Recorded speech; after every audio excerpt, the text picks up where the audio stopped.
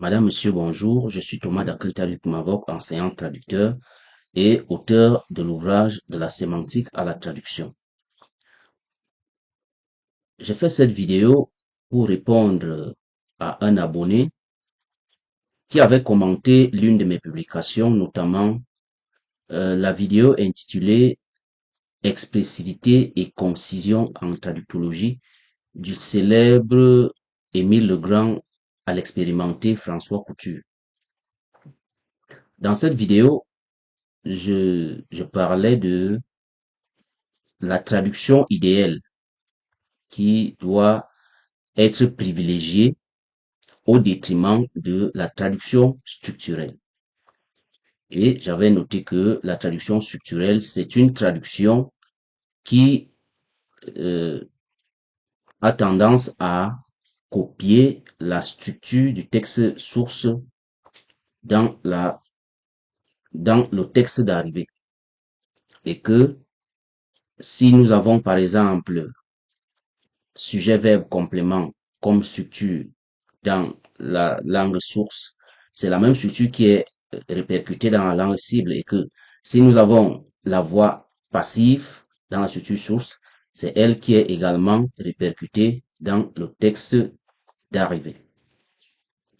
Et dans cette vidéo, je dénonce donc cela tout en encourageant la traduction idéale parce que je me définis comme euh, un avocat de la traduction non littérale, comme un enseignant de la traduction non littérale. Ça ne signifie pas que la traduction littérale, elle est bannir, mais je milite pour que le traducteur ait des ressources appropriées pour traduire l'idée et non la structure, parce que la traduction structurelle ou syntaxique va nous conduire à des égarements et cela ne nous permet pas de réaliser de bonnes traductions. Dans cette vidéo, donc, j'avais pris comme exemple, j'avais dit que il fallait traduire, il fallait réaliser une traduction idéale parce que dans ma théorie, dans mon approche, je parle de la traduction idéale, c'est-à-dire la traduction axée sur les idées ou encore les informations qui sont véhiculées.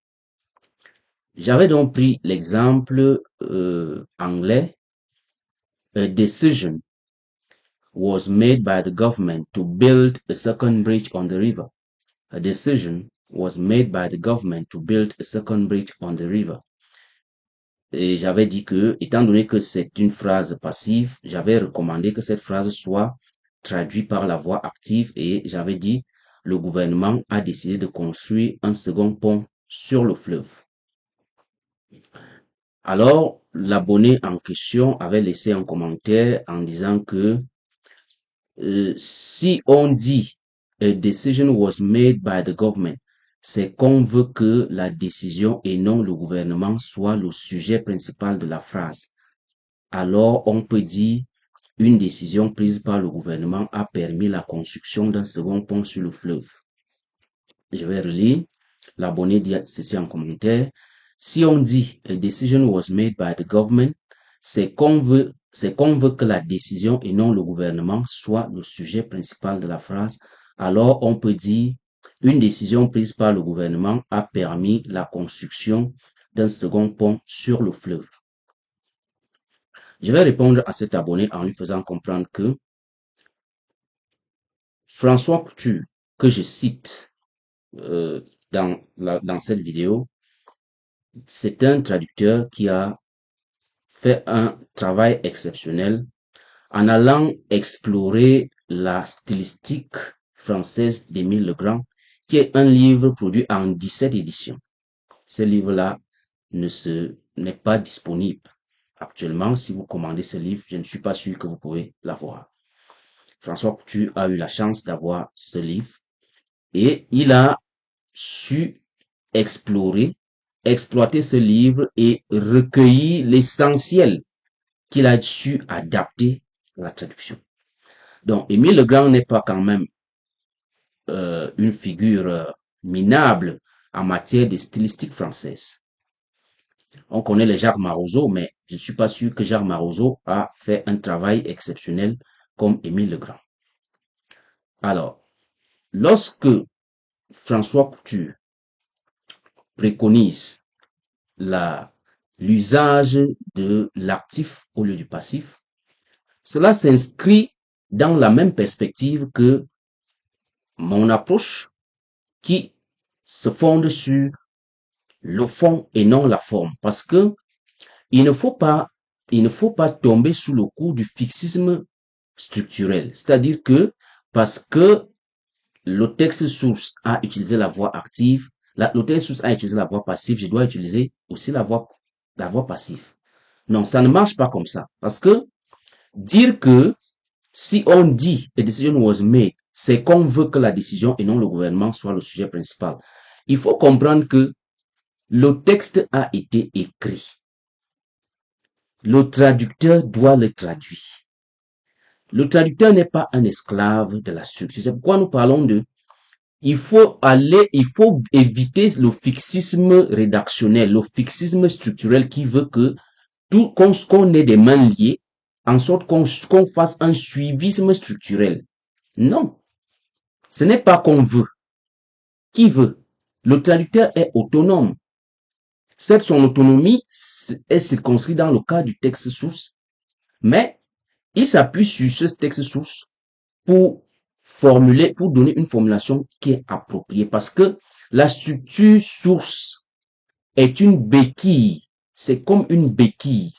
On pourrait dire, c'est une béquille expressive qu'on utilise pour recueillir l'essentiel. L'essentiel, c'est quoi? La substance du contenu, c'est quoi? C'est l'idée qui est dans cette structure. Et c'est la structure et c'est l'idée qu'on traduit et non la structure. Donc, tomber sous le coup du suivisme structurel, c'est quelque chose à bannir. Ce n'est pas une erreur fatale.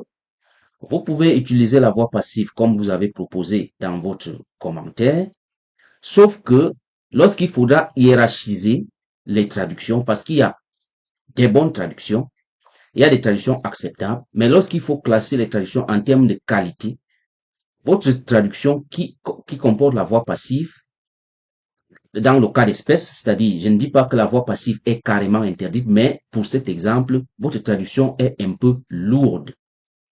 Et nous nous sommes appuyés sur les travaux de Couture qui dit que il est important de privilégier la voix active devant certaines constructions.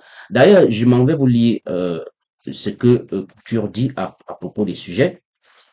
Nous sommes là à la page 13 de son ouvrage où il dit privilégier les sujets vivants et concrets en début de phrase. C'est par là qu'il commence. Privilégier les sujets vivants et concrets en début de phrase. Il poursuit en disant le sujet est le premier mot dont votre lecteur a besoin pour commencer à comprendre la phrase. Le sujet est votre premier mot. Le sujet est le premier mot dont votre lecteur a besoin pour commencer à comprendre la phrase. Et essayez de choisir un sujet concret, animé. Un sujet concret, animé, humain si possible. Surtout posez-le au tout début, sinon parmi les 7 premiers mots de la phrase. Voilà la recommandation de M. Couture dans son ouvrage Texte à pile. Pour ceux qui ne savent pas de quoi il est question, voici l'ouvrage en question. Texte à pile, fluidifiez votre style d'écriture et celui de votre AI. Alors, lorsque M. Couture parle de privilégier le sujet, c'est parce que le cerveau humain est, nous pouvons dire, est pollué par plusieurs informations. Et la seule manière de vite retenir l'attention, de vite capter l'attention du cerveau humain, c'est d'utiliser des sujets qui sont animés, des sujets qui retiennent son attention. C'est pourquoi dans cet exemple, au lieu de commencer par une décision a été prise, c'est mieux de dire le gouvernement a décidé de construire un second pont sur le fleuve, comme nous l'avons dit. Ça ne veut pas dire que si vous passez par la voie passive, cela est faux. Nous sommes juste en train de hiérarchiser les traductions en fonction du critère qualité. Et lorsqu'on parle de qualité de la traduction, il s'agit du style qui est plus convaincant. Et lorsqu'on parle du style qui est plus convaincant, nous devons nous incliner devant les travaux de Couture, qui s'est inspiré d'Émile Legrand, qui n'est pas n'importe qui en matière de stylistique française. Et même, et si vous lisez même les travaux de Jacques Marousseau, précis de stylistique française, Jacques Marousseau estime également que il y a plusieurs possibilités de stylisation, c'est-à-dire de formulation d'un énoncé. Mais ces formulations sont classées en fonction de leur pertinence.